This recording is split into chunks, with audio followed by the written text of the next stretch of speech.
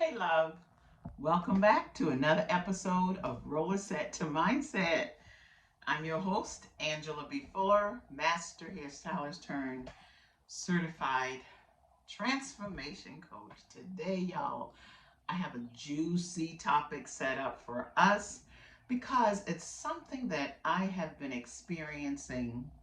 Let me tell you, I've been going through a phase in which I am determined to scale. I'm ready to scale. I'm ready to be more visible. I'm ready to create greater impact. And what I'm finding is, even though I want to do all these things, I also have to consider, why is it taking me so long? And part of the reason I believe is that because we sometimes don't look at what has to happen to reach the goal of being more. What happens when you are more visible? What happens when you are ready to scale and create more impact, lasting impact in the population that you serve? And I think sometimes we are so caught up and so passionate about our purpose that if we're not careful, we will not move as swift as we can with it because we haven't done the internal work on ourselves. So, my question for you today, because you know we always have a pop question before we dive too far in. And my pop question is this: how many of you want to be visible, not for visibility's sake, but to create lasting impact either in your life or the lives of the people that you serve? This is for my beauty industry professionals, entrepreneurs, as well as the women that we serve. So it's an open ended question and it covers a broad spectrum. It's not a small niche because I really think that this is something that needs to be discussed. And so, how I came about this is that I was just telling myself I'm going to be more intentional about my visibility and about creating impact in the women that I serve. And that requires not just choosing here and there, but actually making a decision. Because I truly believe that there's a difference in choosing something and deciding. I believe that when you decide something, you don't have any other options. It's either it's going to get done or it's going to get done. So I went back and started looking at some of the goals that I had set for myself. I went as far back as 7 years ago, y'all. 7 years ago. And what I found was that my goals, the things that I wanted to put out into the world, had not even changed. So listen, I'm here to tell you, when you are called to do a thing, there's no getting away, there's no getting around it. The only, if you think that you are just putting it, sweeping it under the rug and forgetting about it, you are wrong. I don't care if it sits and collect dust after dust after dust. Whatever you came here to do, whatever is purposed in you to do, you are going to do it. So so all I'm trying to tell you is you might as well go ahead and do it. Because from 7 years ago, when I checked my notes, it was the same energetic language that I used. It was the same purpose and desires that I used. It was the same impact and outcome that I wanted to happen. The same thing even today. Even today. And that was very insightful to me. And so I think that for so many reasons we put off and we put off and we put off, and maybe, maybe we hope that it changes. Maybe we hope that our our desires, our purpose, Our goals, maybe they'll change, maybe they'll minimize, so it's not as fearful for us. But I think what keeps women, especially women, from moving forward with our ideas is that historically we've been seen and put ourselves in position as caregivers. Whether you are a mom or an auntie, a grandmother, a sister, we act on caring for other people.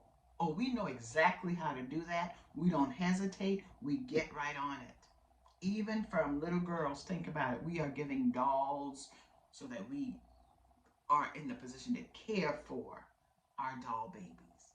How about that? And men are given a whole set, a whole different set of toys. Okay? So I think when it comes to us being innovative with our own ideas and putting it out into the world, I think the earlier years of being trained and conditioned to care care for individuals and to serve individuals, but not necessarily serve with our own ideas and innovations. And that was very insightful for me. And I also think that for so long we didn't have any female role models, women that were doing some of the things that we wanted to do. And we we stayed in our more traditional roles. But I think now we are coming out of that. If we look around, we have a whole lot of representation. We have a whole lot of women stepping out and betting on ourselves to bring our ideas, to bring our product into the marketplace. And then, y'all, there's this psychological barrier, this thing called imposter syndrome. It's big, y'all. Women, we always resort to the fact that, am I capable of doing this? Can I even begin to think that I am an authority of bringing something to the marketplace that came from me, not following someone else's guide, but having it come from me, creating creations from me, and me thinking that it's good enough to put into the marketplace. Is it marketable? Is it something I can monetize? I think a lot of times, if it ain't done for us, we think that it's not good enough when we do it from our own standard. And there's a lot of pressure that comes from that because there's the fear of the negative feedback. There's the fear of, who do you think you are? There's the fear of, how dare you? How dare you leave the tribe that's so comfortable for you and step out in an arena, which means you're going to be leaving us behind. And I think because of our nature, now we do have a few sisters who are trailblazers and just don't care, but the majority of us, we want to be accepted by the people that we love and care about. And when we step from the traditional roles, it brings a sense of fear. It brings a sense of disconnect for us. It feels as if we are leaving our community, the place that helps define who we are, the place that helps us to know who we are and where we come from. And that could be scary. So I think that when we have ideas, when we have innovations, when we have products that we want to bring to the marketplace, I think that it's important for us to connect with organizations, connect with workshops, connect with women's group who are doing the things that we want to do. And it doesn't necessarily have to be the same game that we're doing, but women who are doing things and betting on themselves. I think it's important to find that type of mentorship. I think it's important to find that type of networking opportunities. And when we do that, It helps us to build the confidence that we need to step out. It creates a supportive environment for us to bounce our ideas off. That's why it's so important to read good books, y'all. That's why it's important to connect with certain podcasts that resonates with you, or involve yourself in community memberships that's going to better you. It's so important, because if we don't do it, then we are stuck. We find ourselves feeling like we are in this thing by ourselves. And the truth of the matter is, we are not. So I want to encourage you to involve yourself in organizations, in networking events, listening to podcasts, reading particular journals that show women doing the things that you want to do, stepping out on faith, being prepared, saying, yes, I can, and also not being afraid to just go ahead and do it. It does not have to be perfect. When you step out on the passion of just doing it, and you take time to create clarity within yourself, then you gather information that shows you the path of what to do with the next step.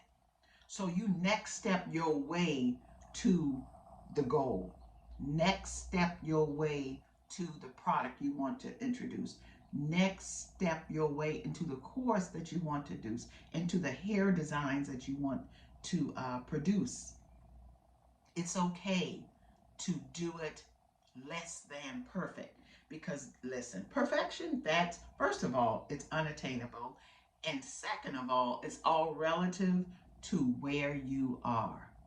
If you're just starting out, your starting out point is not going to be the same as someone's 3-year point or someone's 5-year point. But keep in mind that that person who's at their 3-year, 5-year, 10-year, 15-year point, they started out at the 1-day point.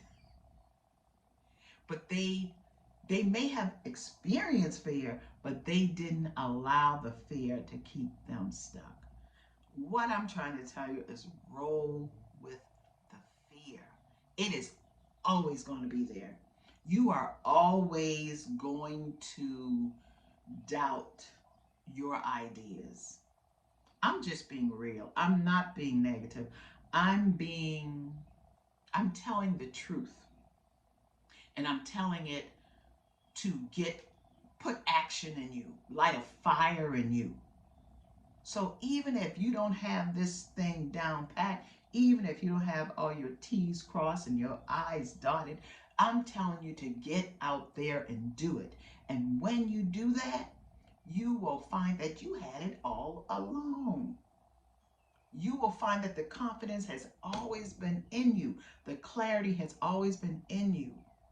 The courage has always been in you. And when you pool all of those things together, then you can go ahead and experience your bliss. Because bliss is waiting for you. I'm here to tell you. So yes, I want you to dust things off, dust your notes off, dust off that vision board, go to your computer and search all the way back, and then compare it to what you've written today. And you tell me if things have changed. It's the same theme. It's the same theme of legacy, the same theme of creating impact, the same theme of betting on myself. I want this for you. I want this for myself. So that's why I'm on here encouraging you to, baby, just go for it. You might as well have done it, because it never changes. It changes in the sense that it gets better. But your reasons, it doesn't change, because it was what you were born to do. It was placed in you. Don't have me go there. It was placed in you while you were yet in your mother's womb. So just go ahead and get it done. I'll talk with you later. Okay? Bye.